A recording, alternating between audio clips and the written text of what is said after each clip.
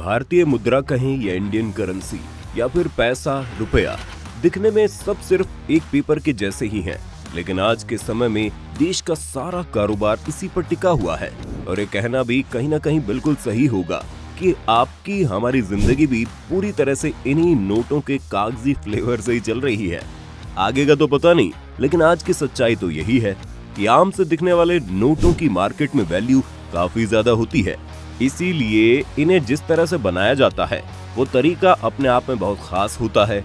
साथ ही इसे प्रभावी बनाने के लिए इनमें कई सिक्योरिटी फीचर्स भी होते हैं। नकली और असली नोट की पहचान भी इनसे ही होती है। गांधी जी की फोटो से लेकर रंग और RBI लिखी पट्टी जैसी कई चीजें हैं जो एक नोट की पहचान होती है। वैसे नोट को आकर्षक बनाने के लिए समय समय पर फीचर्स भी बदलते हैं, लेकिन क्या आप जानते हैं कि 10, 20, 50, 100, 500 और 2000 रुपए के नोट को प्रिंट करने का खर्चा कितना आता है? और क्या आपको पता है नोटों की छपाई कैसे होती है? तो आइए आज हम आपको ले चलते हैं नोट छपने वाली फैक्ट्री में और आपको बताते हैं कैसे होती है इनकी छपाई।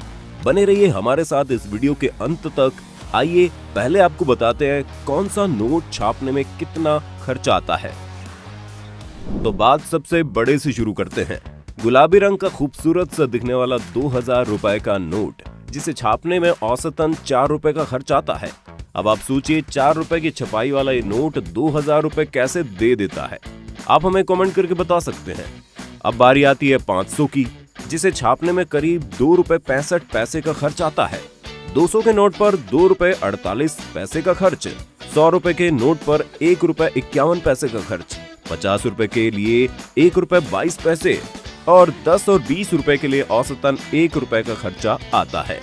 यहाँ आप एक और बात गौर से नोट कर सकते हैं कि नए नोट को छापने में जो खर्चे आ रहे हैं वो पुराने नोट की तुलना में कम है। आइए अब आपको बताते हैं नोटों की छपाई कहाँ और कैसे होती है। दोस्तों, नोट छापने का काम इतना सिक्योर और प्राइवेट रखा जाता है कि इसकी खबर बहुत ही कम लोगों के सामने आ पाती है। लेकिन जो भी इंडियन करेंसी के तौर पर भारत में नोट छापते हैं वो भारत सरकार और रिजर्व बैंक ऑफ इंडिया के ऑर्डर पर ही छापे जाते हैं। इसे छापने के लिए सिर्फ और सिर्फ सरकारी प्रिंटिंग प्रेस को ही इस्तेमाल में लाया जाता है। देश भर में अभी 4 प्रिंटिंग प्रेस है जहां पर नोटों की छपाई होती है। चारों प्रिंटिंग प्रेस नासिक, देवास, मैसूर और सालबोनी में है। यही वो जगह हैं जहां खास तरह के कागज पर स्विट्जरलैंड की एक कंपनी के द्वारा बनाई गई इंक की मदद से नोटों की छपाई होती है। इसमें अलग अलग इंक का इस्तेमाल अलग अलग उपयोग में करते हैं। और ये तो हमने आपको बताया ही था कि नोट छापने की स्याही का आयात मुख्य रूप से स्विट्जरलैंड से ही किया जाता है। आयात होने वाली इंक इंटेग्लियो, फ्लोरोसेंस और ऑप्टिकल वेरिएबल इंक होती है। बता दें, इन स्याहियों को और ज्यादा सिक्योर बनाने के लिए इनके कंपोजिशन में हर बार कुछ बदलाव करवाए जाते हैं ताकि कोई और देश इसकी नकल ना कर पाए। वरना अगर वही कंपोजिशन इस्तेमाल में ले लिए जाए तो संभव है दुनिया के दूसरे देश इस स्याही का इस्तेमाल करके नोटों की छपाई बिना भारत की जानकारी के भी करने लगे, जो कि आगे चलकर सही साबित नहीं होंगी और इससे देश की करेंसी की साख भी गिर जाएगी और विश्व में रुपए की कीमत भी कम हो जाएगी। अब आइए आपको बताते हैं कि जो इंक मंगाए जाते हैं उनका काम क्या क्या है। Intaglio ink.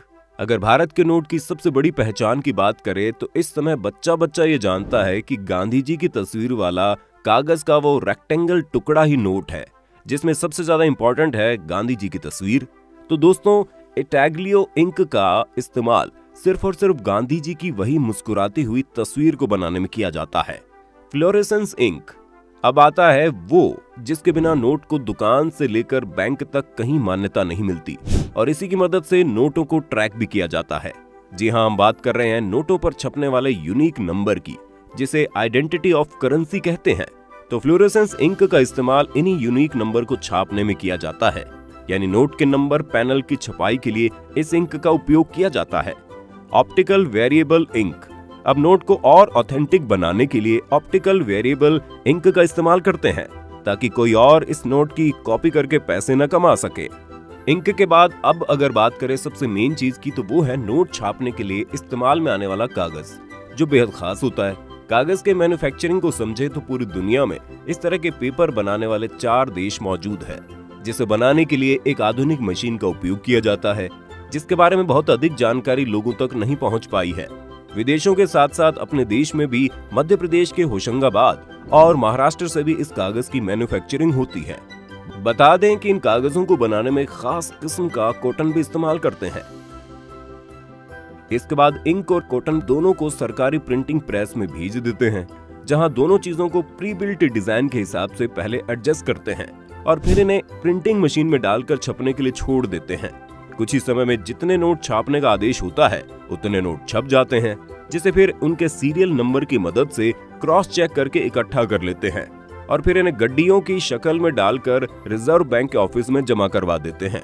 इस पूरे प्रोसेस में सबसे हाईली इंटेलिजेंट सिक्योरिटी सिस्टम का इस्तेमाल किया जाता है, ताकि कोई भी एक इंसान चाहकर भी नोट की प्रिंटिंग को प्रभावित न कर पाए।